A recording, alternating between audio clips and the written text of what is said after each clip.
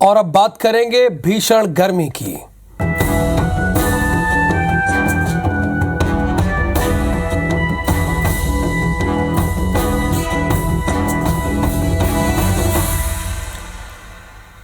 तो छत्तीसगढ़ में इस बार मानसून में देरी होने के साथ साथ सूखे की भी आशंका जताई जा रही है। मौसम वैज्ञानिकों के मुताबिक भारत में मानसून केरल के रास्ते 1 जून तक प्रवेश कर जाता है, लेकिन अभी भी मानसून केरल नहीं पहुंचा है और इसे अभी भी 3 से 4 दिन लग सकता है। मानसून में देरी अल नीनो के असर के कारण हो सकता है। अगर ऐसा हुआ तो देश के साथ छत्तीसगढ़ में भी सूखे की आशंकाओं से इनकार नहीं किया जा सकता। जून महीने में औसत से कम बारिश होने की आशंका जताई जा रही है।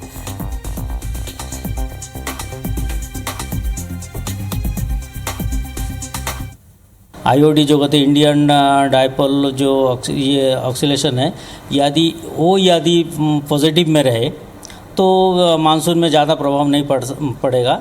लेकिन यदि हमारा आईओडी भी नेगेटिव में रहेगा तब जाके जो अल नीनो का प्रभाव और ज़्यादा हो जाएगा और बहुत सारे जगह पे सूखाग्रस्त हो सकता है। और इसी खबर पर हमारे 2 संवाददाता जुड़े हैं। बिलासपुर से जितेंद्र थवाइट और रायपुर से स्टार जैन है। जितेंद्र, सबसे पहले प्रश्न मेरा आपसे ही है, चूंकि अल नीनो की वजह से बताया जा रहा है कि इस बार मानसून देरी से आएगा और सूखे के भी आसार जताए जा रहे हैं छत्तीसगढ़ में।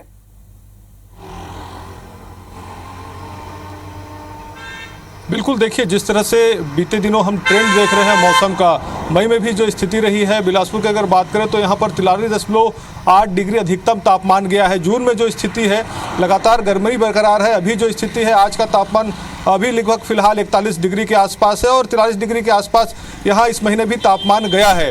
हालांकि अब जो चिंता की बात है, क्योंकि मौसम विभाग जिस तरह से संभावना जता रहा है कि इस बार मानसून विलंब से आएगा, जो स्थिति है लगभग 11-12 तारीख को बताया जा रहा है कि मानसून केरल के तट पर आएगा। ऐसे में छत्तीसगढ़ में अगर कहें तो मानसून 20 तारीख के आसपास आने की संभावना यहाँ पर मौसम विभाग जता रहा है। अगर विलंब से मानसून आता है तो निश्चित तौर पर इसका जो बड़ा असर है, क्योंकि खेती किसानी पर यहाँ पर पड़ने वाला है, क्योंकि पानी की जो आवश्यकता है, जिस तरह से जून में यहाँ पर बारिश दर्ज होना चाहिए वो बारिश यहाँ पर दर्ज नहीं होगा। हालांकि बीते दिनों में हमने देखा है 2-3 दिनों से जो स्थितियाँ नज़र आ रही है, लगातार दूसरे पहर पर अगर कहें तो यहाँ पर मौसम में बदलाव हो रहा है। देर शाम तक यहाँ पर बादल जो है वो छा रहे हैं और 2 दिन के भीतर यहाँ पर अच्छी बारिश भी हुई है। हालांकि आने वाले दिनों में अगर यही ट्रेंड नहीं बने रहता है तो निश्चित तौर पर कहीं ना कहीं गर्मी से और सूखे की वजह से निश्चित तौर पर यहाँ पर जो किसान है, खेती किसानी है, उस पर इसका प्रभाव जरूर पड़ेगा। हालांकि नहीं बने रहता है तो मुश्किलें हो सकती है। स्टार नौतपा तो इस बार नहीं जला, यानी उतनी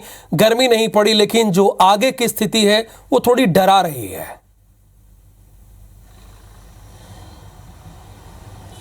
देखिए, आमतौर पर यदि भारत में मानसून की बात करें तो 1 जून तक प्रवेश करता है और प्लस माइनस 4-5 दिन माना जाता है। और आज उस लिहाज से देखा जाए तो 5 तारीख निकल चुकी है, मतलब मानसून प्रवेश कर जाना चाहिए था। लेकिन वैज्ञानिकों के मुताबिक अभी जो मानसून जो है श्रीलंका के आसपास रुका हुआ है और ये फिलहाल अगले 2 से 3 दिन और लग सकता है केरल में आने में, और केरल आने के बाद लगभग 10 दिन बाद छत्तीसगढ़ प्रवेश करता है।